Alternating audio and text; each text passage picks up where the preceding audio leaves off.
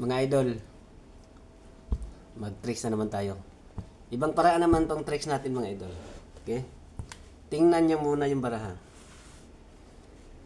Halo-halo yan mga idol ha. Halo-halo yan. Okay?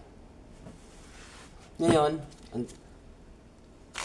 balasahin na natin.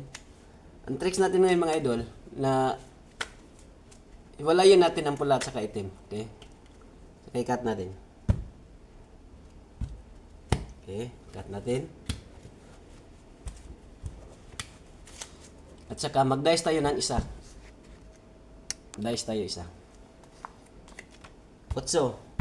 Yung 8 mga idol dito. Last 2, 3, 4, 5, 6, 7, 8. Dito yung 8. 8. Okay, dito tayo mag-umpisa. So, hiwalayin natin mga idol ang pula at saka itim.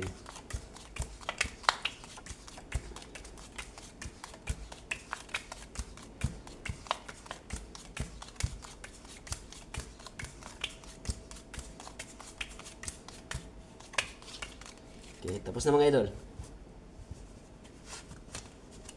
Ngayon, i-aris natin. Yung sa harap ko, ihalo natin dito at saka itong isa. Ihalo natin. Okay? Ngayon, una natin tingnan yung isa. Puro pula yan mga idol. Ito naman. Puro itim mga idol. Di ba? Nahiwalayin natin mga idol. Oh. Di ba? Okay. At ito lang tricks natin mga idol, sa sunod naman ulit.